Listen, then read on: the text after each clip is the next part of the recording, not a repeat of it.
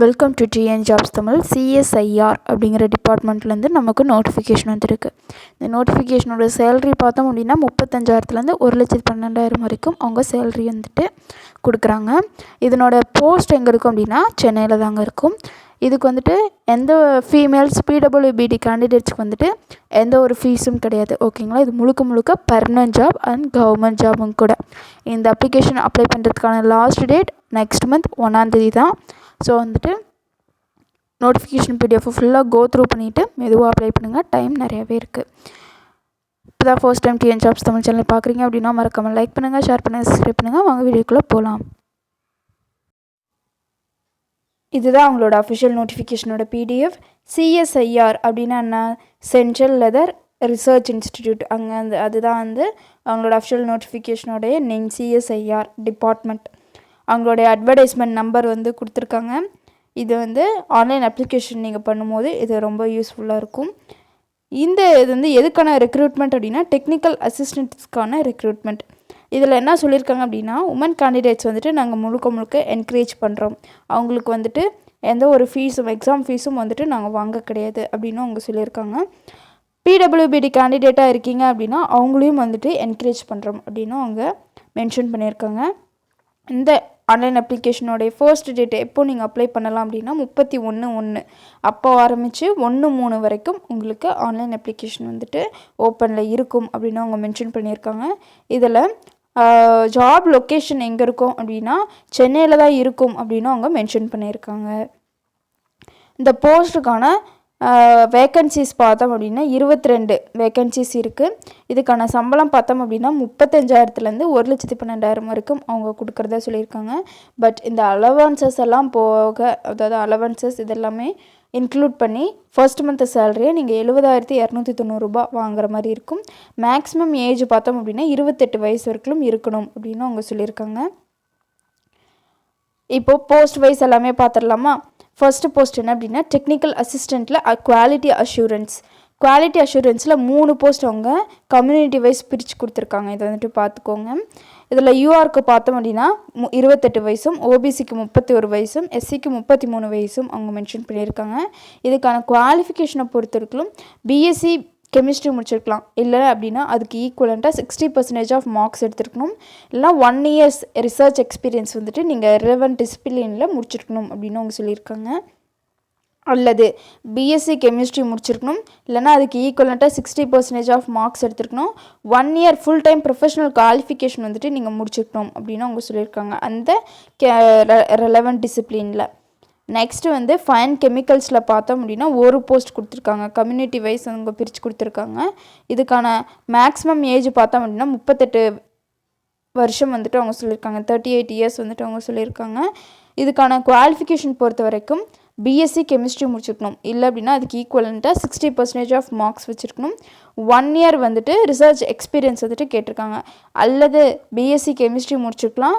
அதுக்கு equal suppose அது முடிக்கல அப்படின்னா அதுக்கு ஈக்குவலண்ட்டான 60% of marks with 1 year full time professional course முடிச்சிருக்கணும் அதனோட ரிலவெண்ட் டிசிப்ளினில்.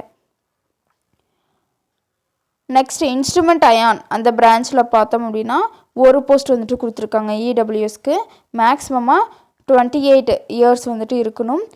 இதுக்கான குவாலிஃபிகேஷனை பொறுத்த வரைக்கும் எலக்ட்ரானிக்ஸில் நீங்கள் டிப்ளமோ முடிச்சிருக்கலாம். இல்லை அப்படின்னா இன்ஸ்ட்ருமெண்டேஷன் இன்ஜினியரிங் முடிச்சிருக்கணும்.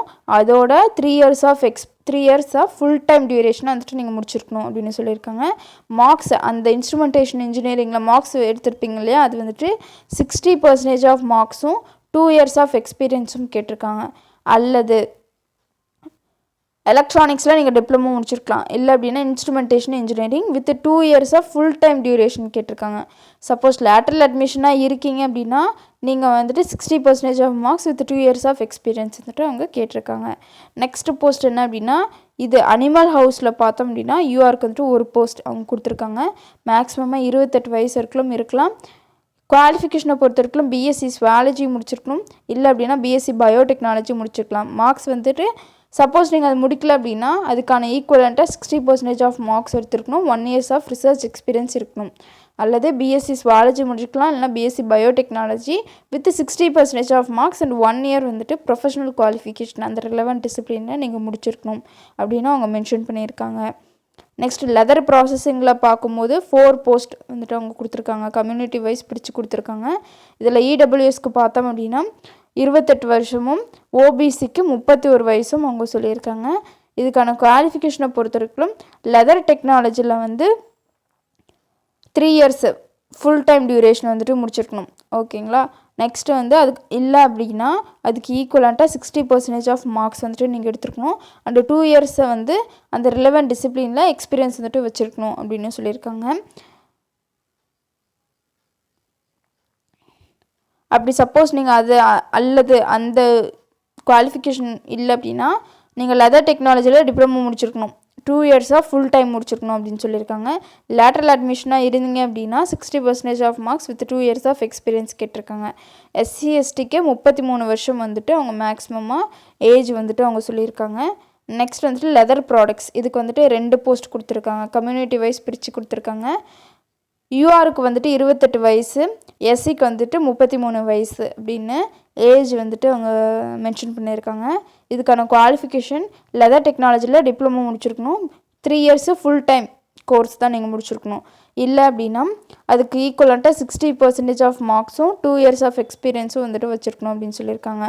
அல்லது லெதர் டெக்னாலஜியில் 2 years full time duration lateral அட்மிஷனாக இருந்தீங்க அப்படின்னா டிப்ளமோ கோர்சஸில் வந்துட்டு மினிமமாக 60% ஆஃப் மார்க்ஸும் 2 இயர்ஸ் ஆஃப் எக்ஸ்பீரியன்ஸும் வந்துட்டு அவங்க கேட்டிருக்காங்க. நெக்ஸ்ட்டு வந்து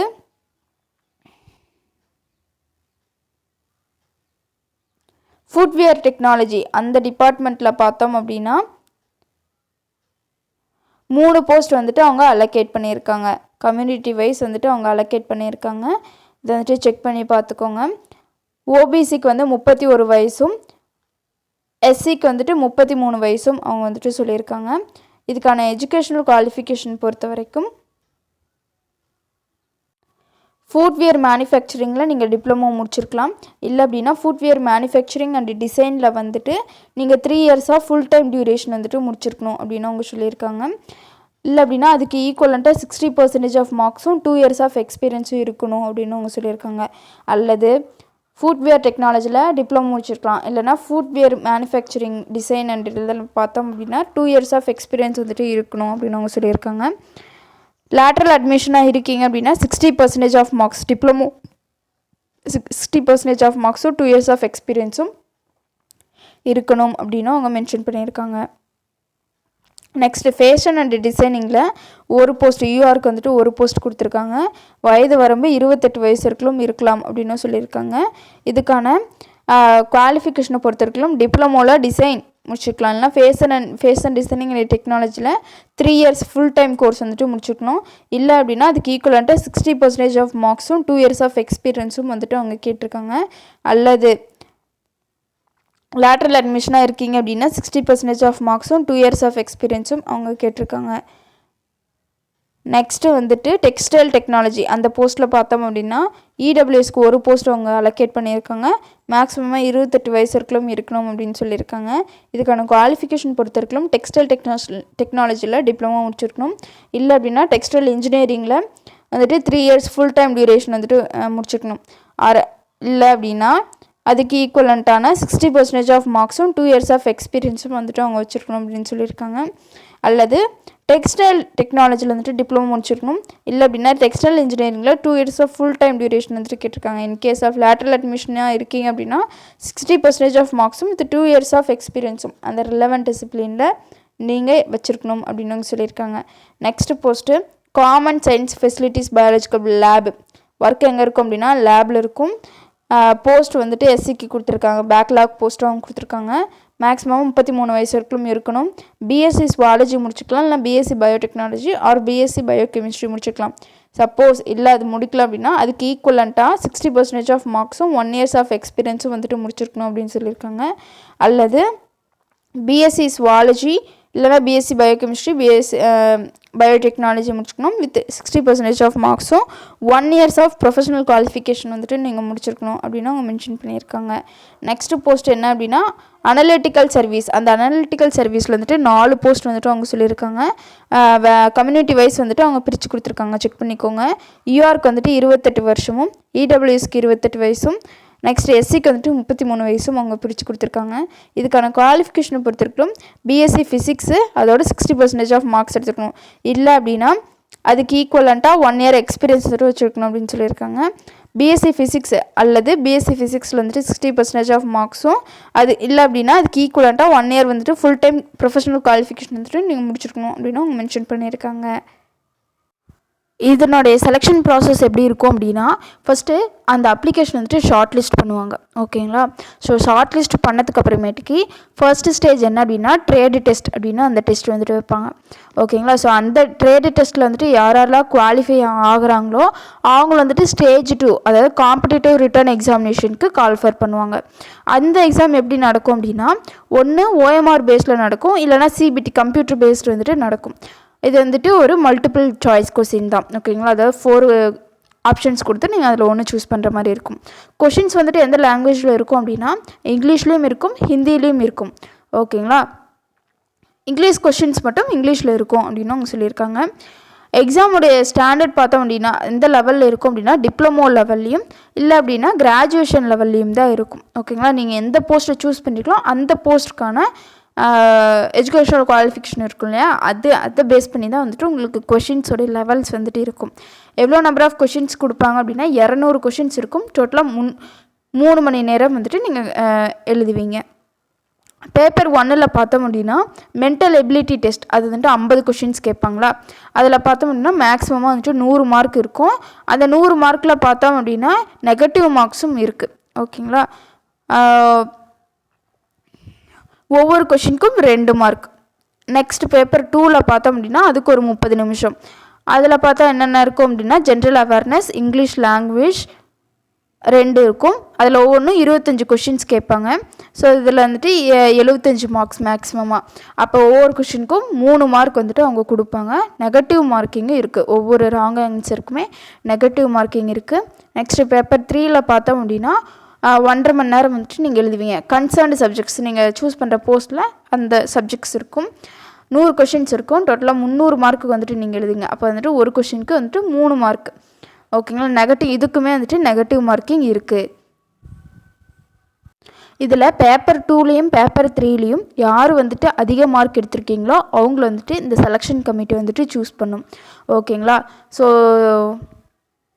அது வந்துட்டு எப்படி சூஸ் பண்ணுவாங்க அப்படின்னா பேப்பர் 1ல் யார் வந்துட்டு மேக்ஸிமம் மார்க்ஸ் வந்துட்டு குவாலிஃபை ஆகுறாங்களோ அதில் ஃபில்டர் பண்ணி நீங்கள் வந்துட்டு அதில் பேப்பர் 1ல் கம்மி மார்க் எடுத்துட்டீங்க அப்படின்னா நீங்கள் வந்துட்டு எலிஜிபிள் இல்லை. பேப்பர் 2ம் பேப்பர் 3யும் திருத்தவே மாட்டாங்க. பேப்பர் 1ல் வந்துட்டு நீங்கள் அதிக மார்க் எடுத்தால் மட்டும்தான் பேப்பர் 2ம் பேப்பர் 3யும் எவாலுவேட் பண்ணவே ஸ்டார்ட் பண்ணுவாங்க அந்த committee, selection committee. Final merit list marks வந்துட்டு பேப்பர் 2 பேப்பர் 3 அதை பேஸ் பண்ணி தான் வரும். அப்ளிகேஷன் ஃபீயை பொறுத்தவரைக்கும் SC ST PWBD ESM woman CSI employees அவங்களாம் இருக்காங்க இல்லையா, அவங்கள தவிர மற்ற எல்லாத்துக்குமே வந்துட்டு அப்ளிகேஷன் ஃபீஸ் இருக்கும். அது எவ்வளோ இருக்கும் அப்படின்னா 500 ரூபா. ஓகேங்களா? ஆன்லைனில் தான் வந்துட்டு நீங்கள் பே பண்ணுற மாதிரி இருக்கும். அவ்வளோதான் இந்த notification PDF. TN jobs Tamil channel பிடிச்சிருந்தா மறக்காமல் லைக் பண்ணுங்கள், ஷேர் பண்ணுங்கள், சப்ஸ்கிரைப் பண்ணுங்கள். தேங்க்யூ.